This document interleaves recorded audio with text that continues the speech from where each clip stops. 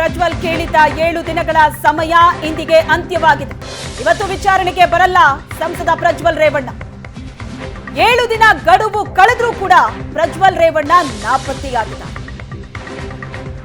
ವಕೀಲರ ಮೂಲಕ ಸಮಯಕ್ಕೆ ಮನವಿ ಮಾಡಿದ್ರು ಪ್ರಜ್ವಲ್. ತಾನೇ ಕೇಳ್ಕೊಂಡಿದ್ದ ಸಮಯಕ್ಕೂ ಕೂಡ ಹಾಜರಾಗಿಲ್ಲ. ಪ್ರಜ್ವಲ್ 7 ದಿನಗಳ ಸಮಯಾವಕಾಶ ಇಂದಿಗೆ ಮುಕ್ತಾಯವಾಗಿದೆ. ವಕೀಲರ ಮೂಲಕ 7 ದಿನಗಳ ಸಮಯ ಬೇಕು ಅಂತ ಮನವಿ ಮಾಡಿದ್ರು. ಆ 7 ದಿನಗಳ ಸಮಯ ಇವತ್ತಿಗೆ ಮುಗಿದಿದೆ. ಇವತ್ತು ಕೂಡ ವಿಚಾರಣೆಗೆ ಸಂಸದ ಪ್ರಜ್ವಲ್ ರೇವಣ್ಣ ಬರಲ್ಲ. ಇದುವರೆಗೂ ಫ್ಲೈಟ್ ಟಿಕೆಟ್ ಕೂಡ ಬುಕ್ ಮಾಡಿಲ್ಲ. ಅಂತಾರಾಷ್ಟ್ರೀಯ ವಿಮಾನದಲ್ಲೂ ಕೂಡ ಪ್ರಜ್ವಲ್ ಹೆಸರಲ್ಲಿ ಯಾವುದೇ ಟಿಕೆಟ್ ಬುಕ್ ಆಗಿಲ್ಲ.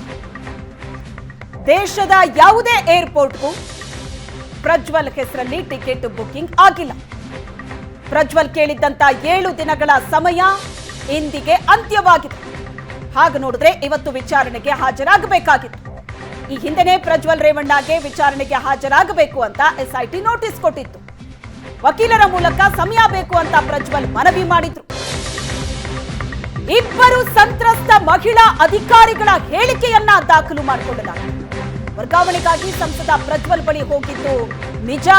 ವರ್ಗಾವಣೆ ಮಾಡಿಕೊಡೋದಾಗಿ ಪ್ರಜ್ವಲ್ ಹೇಳಿದ್ರು. ನನ್ನ ಜೊತೆ ಫೋನ್ ಸಂಪರ್ಕದಲ್ಲಿ ಇರಬೇಕು ಅಂತ ಪ್ರಜ್ವಲ್ ಹೇಳಿದ್ರು. ಒಂದು ದಿನ ಏಕಾಏಕಿ ವಿಡಿಯೋ ಕಾಲ್ ಮಾಡ್ತಾರೆ ಪ್ರಜ್ವಲ್. ವಿಡಿಯೋ ಕಾಲ್ ಮಾಡಿ ಅಶ್ಲೀಲವಾಗಿ ಮಾತನಾಡುವಂತೆ ಪ್ರಚೋದಿಸಿದ್ರು. ಸಂಸದ ಪ್ರಜ್ವಲ್ ನನ್ನನ್ನ ಪ್ರಚೋದಿಸಿದ್ರು ಅಂತ ಸಂತ್ರಸ್ತೆಯರು ಹೇಳಿಕೆ ಕೊಟ್ಟಿದ್ದಾರೆ.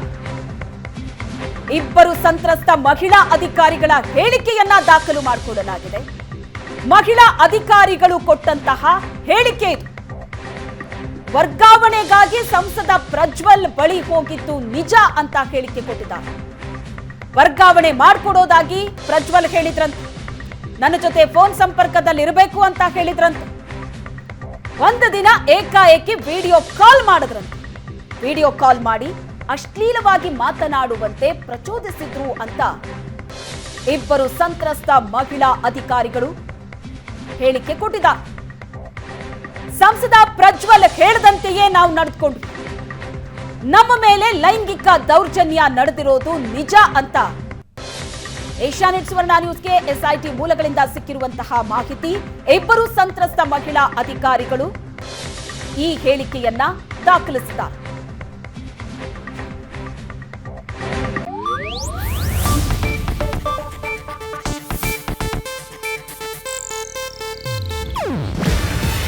ಇದು ಏಷ್ಯಾನೆಟ್ ನ್ಯೂಸ್ ನೆಟ್ವರ್ಕ್ ಪ್ರಸ್ತುತಿ. ನೀವು ನೋಡ್ತಿದ್ದೀರಾ ಏಷ್ಯಾನೆಟ್ ಸುವರ್ಣ ನ್ಯೂಸ್.